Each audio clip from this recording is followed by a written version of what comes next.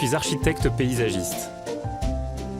Je vous invite à un voyage dans l'art des jardins, à la rencontre de ceux qui les font vivre, les étudient et les imaginent.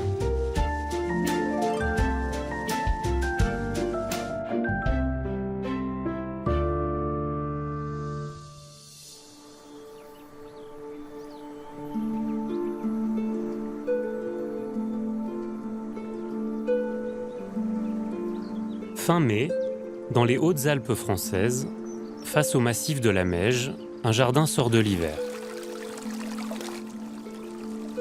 Le manteau neigeux a fondu, libérant en quelques semaines des centaines d'espèces végétales du monde entier qui émergent des prairies et des rocailles.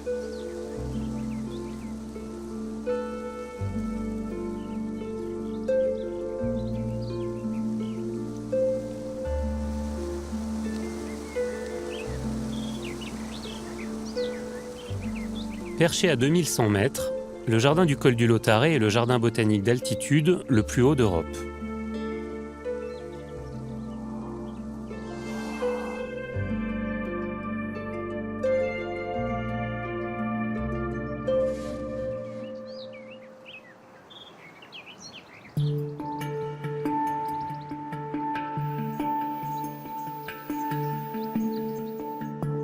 En 1899, Jean-Paul Lachmann, professeur de botanique à l'université de Grenoble, crée le jardin du col du Lautaret pour étudier la flore de montagne et tester l'acclimatation des plantes.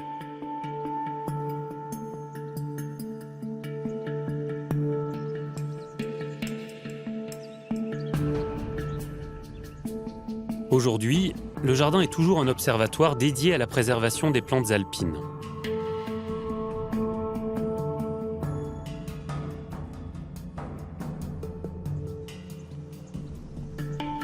Maxime Rome est chercheur en botanique et en écologie.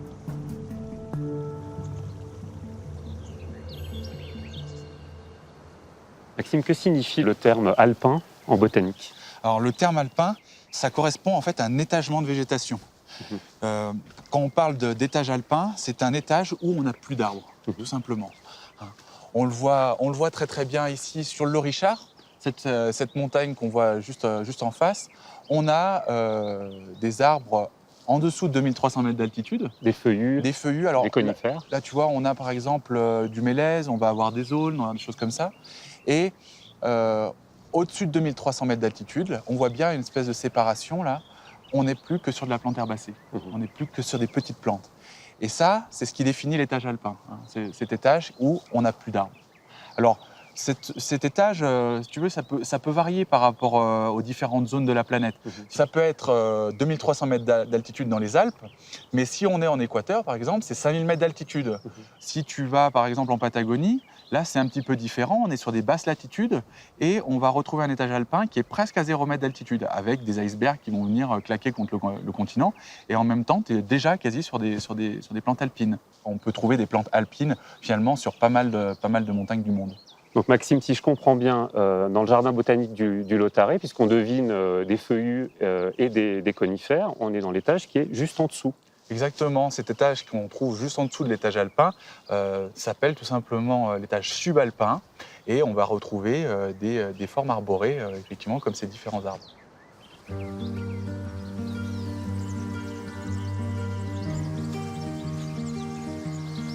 Jean-Paul Lachmann et ses successeurs ont peu à peu agrandi le domaine et le patrimoine végétal du Lautaret. À l'origine, 200 plantes étaient regroupées sur le site. Aujourd'hui, près de 2000 espèces ont été recueillies dans les montagnes du monde. Depuis le 19e siècle, étudiants et scientifiques viennent étudier la biodiversité remarquable du col du Lautaret. Chaque été, ils peuvent prendre leur quartier dans un chalet au cœur du jardin pour se consacrer à l'entretien des collections et à la recherche botanique.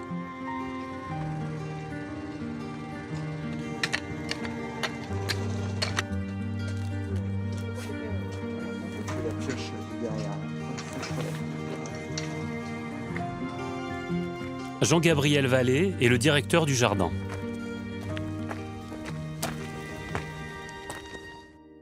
Jean-Gabriel, pourquoi les jardins botaniques alpins fleurissent plus particulièrement au XIXe siècle en Europe, contrairement aux jardins botaniques traditionnels, ceux qu'on retrouve dans la plaine, qui, eux, démarrent dès le XVIe siècle.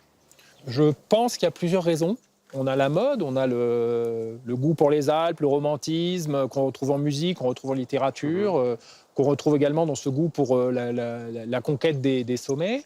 Et puis également une dimension scientifique. On est dans un jardin qui dépend de l'université de Grenoble dès sa création et dans lequel on veut faire de la science, on veut comprendre comment ça fonctionne, on veut comprendre comment les plantes vivent dans ce milieu extrêmement difficile. Et donc, on se dit que la meilleure façon de faire, c'est de mettre les jardins vraiment dans les Alpes et non pas dans les jardins de ville. Donc les territoires alpins, ce sont des territoires qui sont encore inconnus ou mal connus au XIXe siècle. Tout à fait, les montagnes font peur. Ouais. Les hommes ont peur des montagnes, ils n'y vont pas. C'est assez récent, en fait, c'est effectivement au XIXe siècle qu'il y a toute une épopée où avec des méthodes incroyables maintenant à nos yeux, avec des échelles en bois, avec des cordes de chanvre, ils sont allés conquérir cette montagne et ça, c'est très récent.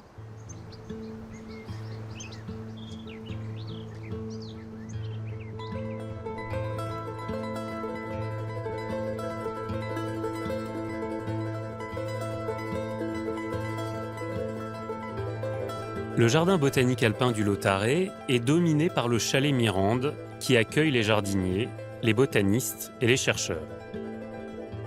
Plus bas, 2 chalets laboratoires sont consacrés à la recherche et déterminent l'entrée principale du jardin.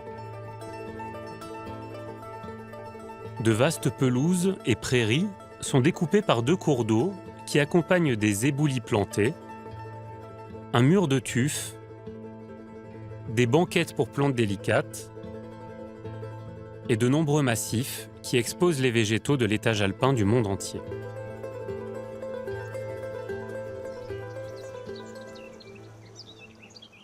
Ici, ce jardin, il s'est spécialisé dans la présentation des plantes sur les milieux.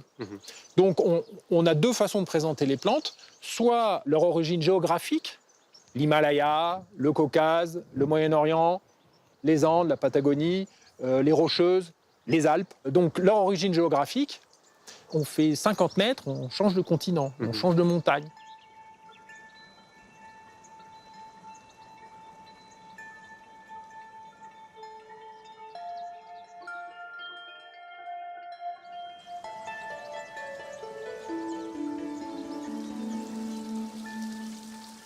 On a une autre partie du jardin qui est située en haut du jardin, qui elle est consacrée au milieu qui nous entoure.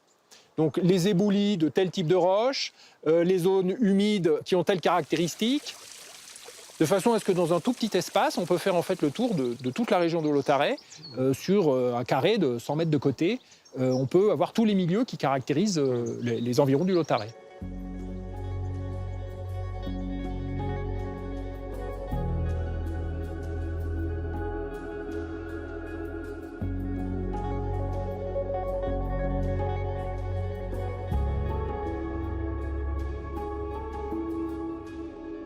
La conception du jardin fait appel aux éléments minéraux et met en scène les plantes dans différents types de roches, notamment le calcaire et le schiste.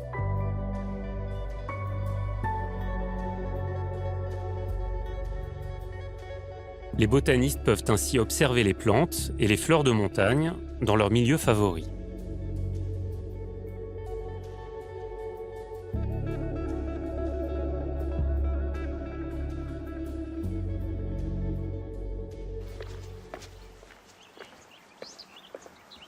Alors ici, Jean-Philippe, on est sur le mur en tuf. Le mur en tuf, c'est une réalisation qui date à peu près de 2009. On a récupéré des blocs de tuf. C'est cette roche calcaire. Très irrégulière. Voilà, très irrégulière, poreuse. Et à travers les expériences des jardiniers, on s'est rendu compte que finalement, cette roche convenait très très bien à la culture des plantes de falaise. Toutes les plantes qui sont dites rupicoles, c'est-à-dire qui poussent dans le rocher, hein, et qui finalement nécessitent très peu de sol. Très peu de sol. Donc là, avec toute la porosité de cette roche, elles vont trouver des petits replis pour aller venir mettre leurs racines et se développer. Donc là, ici, on a un bon exemple hein, avec une plante de la famille des renonculacées, famille du bouton d'or, l'ancolie. Ouais, qui est Non. une plante très répandue dans nos jardins, mais Oui, pas sous cette forme. Exactement, on la reconnaît assez facilement avec ces espèces de petits éperons. Et cette plante-là, pour le coup, c'est une espèce un petit peu rare hein, qu'on va trouver dans les Alpes du Sud. Voilà. Et elle pousse avec très peu de terre végétale, alors c'est Alors, ça hein. c'est vraiment son milieu, c'est vraiment son écologie, hein, une plante qui pousse quasi sans terre. Et alors même s'il n'y a pas de substrat, elle a l'air en pleine forme. Hein. Oui, c'est vraiment juste l'humidité qu'elle va retrouver dans cette roche, plus les minéraux qui vont faire que cette plante va pousser.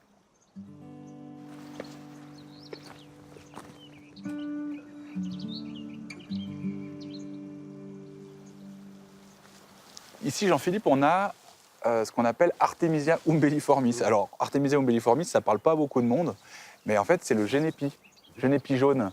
Et ce génépi est un des génépis qui est utilisé notamment pour faire la liqueur.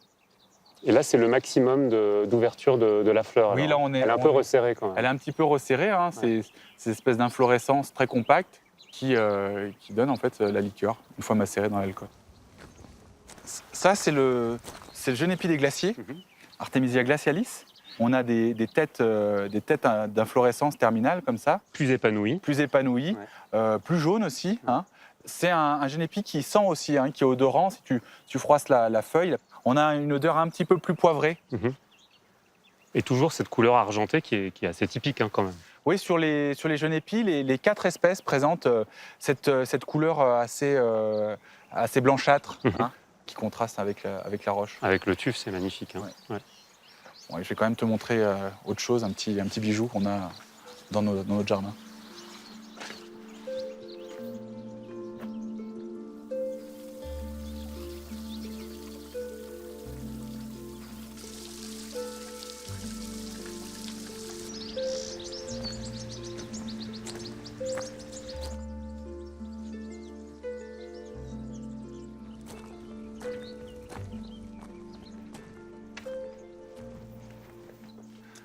Donc là, voilà, le Corydalis panda.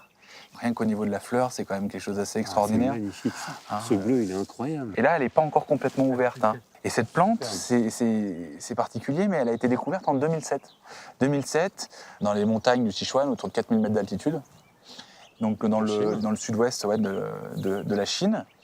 Et on est apparemment 2 ou 3 jardins dans le monde à l'avoir en collection.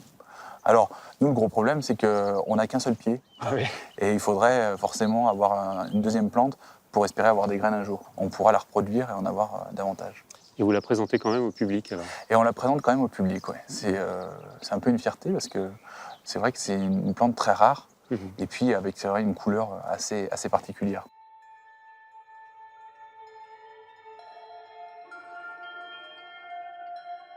Le jardin du Lautaret rassemble des plantes rares des Alpes protégées au niveau national, ainsi que des plantes du monde entier. Sa mission consiste à conserver ses collections et à fournir des graines à d'autres jardins botaniques.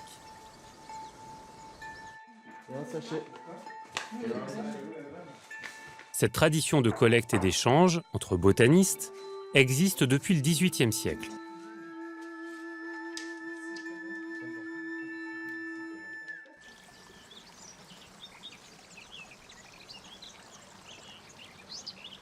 Jean-Gabriel, les missions, les objectifs du jardin botanique ont-ils beaucoup évolué ? Sur 120 ans, oui, forcément. Ce qui caractérise la période actuelle, c'est qu'on est ici au cœur d'une recherche extrêmement pointue. Alors ça paraît assez étonnant, mais on est là avec une tutelle du CNRS et de l'université Grenoble-Alpes, et on fait une recherche de très haut niveau, c'est le cas de le dire, sur l'écosystème qui nous entoure et sur comment il va se comporter dans le cadre de ce qu'on appelle les changements globaux, c'est-à-dire le changement du climat et puis le changement des pratiques humaines. Et ce que les gens ont du mal à réaliser ici quand ils viennent se promener dans ce jardin, c'est qu'en fait, grâce à ce jardin, grâce aux équipes de ce jardin, grâce à l'histoire de ce jardin, on a une science qui est unique à l'échelle française, voire européenne, c'est-à-dire une station de très haute montagne qui permet de faire des travaux qui sont quasiment pas faits ailleurs dans le monde. On a un centre en Autriche, un centre dans les Rocheuses, mais c'est des choses qui sont extrêmement spécifiques. Les recherches sont menées essentiellement par des scientifiques américains et européens. À quelques encablures de la station, dans la vallée de la Guisane, une expérience de grande envergure est menée depuis plusieurs années afin d'observer les conséquences du réchauffement climatique sur l'écosystème du Lautaret. Wilfried Tullier et Tamara Munkmüller, deux chercheurs du laboratoire d'écologie alpine de Grenoble, sont à l'initiative de ce projet appelé Alpage volant.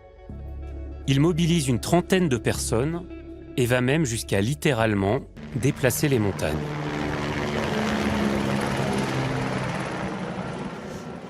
Jean-Gabriel, là on est à 1950 mètres d'altitude, un petit peu en dessous du jardin du col du Lautaret. Et c'est ici que vous avez décidé de faire voler les alpages. En quoi consiste ce projet qui porte ce joli nom des alpages volants? C'est très simple. Les alpages qui étaient ici sont montés là-haut, et les alpages qui étaient là-haut sont descendus ici. C'est-à-dire voilà. On les a échangés. Donc, alors c'est qui on, c'est les chercheurs du laboratoire d'écologie alpine. Hein. Et donc on a découpé les morceaux de montagne, on les a amenés ici, puis les morceaux qui étaient ici, on les a transportés là-haut. Donc au total, à peu près 8 tonnes. 1, 2, allez! Allez, voilà. Une dizaine de trajets d'hélicoptère. Et donc le morceau qui vient d'en haut, il est ici. Et il s'est pris 600 mètres, donc il s'est pris 2 ou 3 degrés de changement de température. Et c'est ça l'idée en fait. La grande idée qu'il y a derrière cette expérience, c'est justement d'étudier qu'est-ce qui se passe quand on déplace tout le bloc. Quand on déplace les micro-organismes, les plantes et les insectes aussi, une partie de l'expérience est centrée là-dessus. Et donc de voir ce qui se passe quand tout un bloc est soumis à un changement de quelques degrés. L'idée est de mimer le changement climatique et de voir ce qui se passe sur ces communautés. C'est une idée qui a l'air toute simple, mais qui n'avait pas été testée jusque-là. Alors, c'est des idées qui ont été testées ponctuellement. Les déplacements comme ça de population, c'est quelque chose qui existe depuis longtemps, mais c'est pas du tout la même chose de déménager en fait avec toute sa famille et ses amis que de se déplacer seul. Et ben là, c'est un petit peu la même idée de voir comment ce groupe constitué va se comporter dans ces conditions. Eh ben, on y va alors. Eh ben, ouais, c'est parti. Donc là, il pourrait y avoir du courant, mais je crois qu'il a été enlevé. C'est bon. Et tu vois, on est vraiment dans les alpages volants, tu vois, on est au milieu des vaches. Et c'est aussi pour ça qu'on a mis ces clôtures tout autour, c'est parce que cette expérience-là, on n'a pas envie qu'elle soit broutée. Bien sûr. Donc on a protégé des moutons et des vaches. Ça, c'est les prairies qui viennent d'en haut, ici, tu vois. Et ça, c'est que de la terre qui vient d'en haut. Et là, on voit bien que c'est pas du tout la même végétation que celle du champ. On a une végétation beaucoup plus rare. Tout à fait. Ouais. Donc on n'a pas les mêmes espèces, on n'a pas les mêmes plantes. On n'a pas du tout le même aspect. Et donc, ces plantes qui sont arrivées ici sont installées là depuis le mois de septembre dernier. Et donc, là, maintenant, on observe, d'où ces quadrillages, pour compter, pour analyser, pour regarder quelles sont les espèces qui sont là, quelles sont celles qui repartent, à quelle vitesse. Et puis, on va faire ce suivi pendant plusieurs années. Les conclusions de l'expérience sont attendues pour 2025, le temps nécessaire pour observer l'acclimatation des plantes. Les chercheurs pourront alors imaginer le nouveau paysage des Alpes dans l'hypothèse optimiste d'un réchauffement climatique de 2 degrés à l'horizon 2100.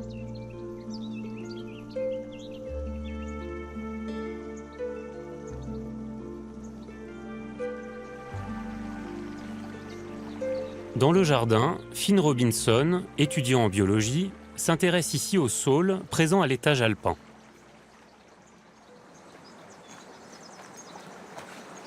Alors Finn, tu as fini par trouver de quel sol il s'agit?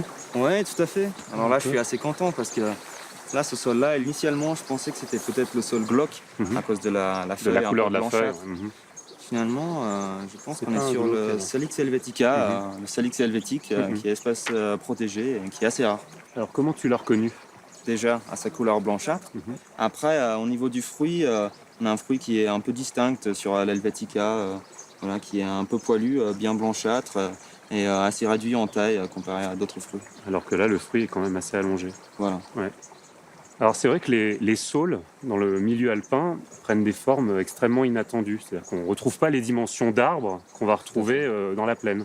Bah, tout à fait, dans la plaine, on a plus l'habitude de retrouver le sol blanc ou le sol pleureur qui, eux, font plusieurs mètres en hauteur, alors que celui-ci, il fait 1,50 m maximum. Là, il a atteint un peu sa taille maximum. Mais on va retrouver des sols encore plus hauts en altitude qui ont des proportions encore moins inattendues. Enfin, non, encore plus inattendues. Ouais. Par exemple, on a un sol ici, c'est le sol Serpullifolia, le sol à feuilles de serpolet, qu'on peut reconnaître à ces petites feuilles-là qui ressemblent justement un peu au serpolet. Donc là, on a une plante qui fait à peine 1 centimètre de hauteur Tout à fait. et on est face à un arbre. Tout à fait. On a cette croissance plutôt naine qui est une adaptation pour pouvoir avoir une croissance à peu près normale dans des conditions très rudes en altitude. Le vent, le froid. Le vent, le froid, parce que du coup, la forme un peu en coussin des plantes comme ça va pouvoir éviter le dessèchement par le vent et aussi ça va permettre de garder la chaleur à l'intérieur de la plante. C'est ce qu'on appelle une forme prostrée. Une forme prostrée, Ouais. tout à fait. Alors ça, c'est un arbre qui a quel âge, Finn? En fait, cette plante-là, elle était déjà là à la conception du jardin. Et en fait, il a 130 ans Donc là, on est face au plus vieil arbre du jardin. Tout à fait.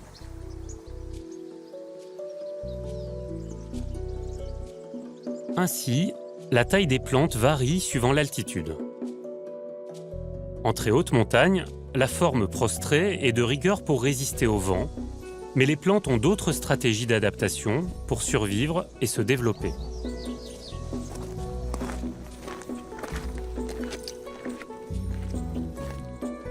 Roland Douzet, co-directeur du jardin, parcourt les montagnes du monde pour collecter des plantes.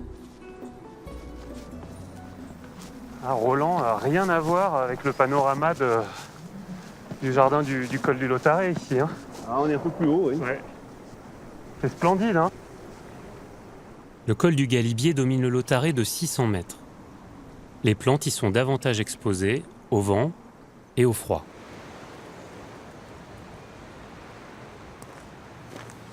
Tiens, Roland, regarde. Ouais. Ah, elles sont belles. C'est une petite gentiane. Ouais, la gentiane feuille étroite. Quelle bleue. Très jolie petite gentiane, hein. Donc typique de ces plantes alpines, hein, c'est une de leurs caractéristiques justement, c'est d'avoir ces énormes fleurs par rapport à la taille de la plante. On a des fleurs qui sont énormes et très très colorées. Et ça, c'est lié bien sûr à leur reproduction. C'est pour attirer les insectes. Hein. Mais alors tu me disais qu'il n'y avait pas beaucoup de pollinisateurs. C'est Non. pas les abeilles qui viennent ici. Non, très peu d'abeilles, hein, surtout des mouches et des papillons, essentiellement. Et quelques abeilles solitaires, effectivement, qu'on peut trouver aussi à ces altitudes. Mais globalement, il y a très peu de pollinisateurs. Quelques coléoptères aussi. Et ce sont des plantes qui ont une durée de vie exceptionnelle aussi. Hein. Oui, hein, comme leur reproduction est assez aléatoire, et donc leur descendance faible globalement, du coup, elles vont avoir des durées de vie extrêmement longues hein, par rapport à leur taille en particulier. Elles vont compenser donc cette faible possibilité de se reproduire par une longévité importante. On peut avoir par exemple des androsas, dans des plantes en coussin, qui peuvent faire peut-être 10 cm de diamètre et avoir une centaine d'années déjà. Ce qui est fou, c'est que quand on regarde un peu plus près, on passe vraiment d'un paysage d'éboulis, un peu désertique, à un paysage extrêmement fleuri, en fait. Il y en a partout, là. Dès qu'on met un peu le nez par terre, effectivement, on voit que c'est couvert en fait de petites plantes. Hein. Il y en a un peu de tous les côtés. Il y a la petite gentiane, la linaire des Alpes, hein, par exemple, là-bas. Violet, sublime. Violet avec Ouais. le cœur orange. Et puis la petite valériane des éboulis ici, hein, donc, qui fait ses tapis comme ça dans les pentes. Et il y en a des dizaines d'autres comme ça. Là, c'est un régal pour un... Ah, pour les yeux, c'est vraiment un régal de couleurs et de beauté. On a vraiment envie de partir à leur recherche, là.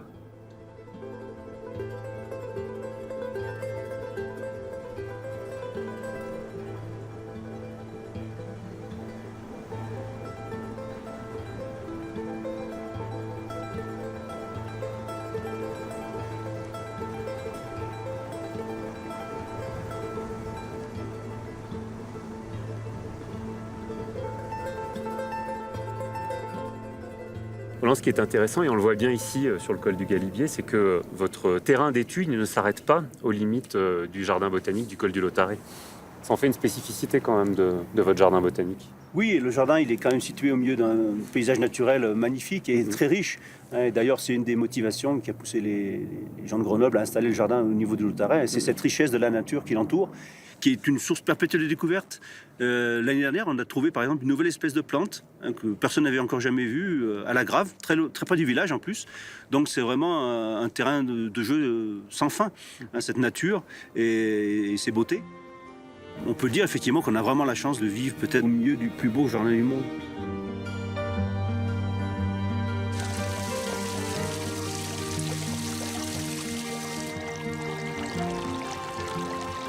Le jardin du Lautaret est le résultat d'un siècle d'exploration sur les étages alpins de la planète. C'est l'exploit de Jean-Paul Lachmann, son fondateur, et de ses successeurs d'avoir rassemblé la richesse des montagnes du monde dans un si petit écrin.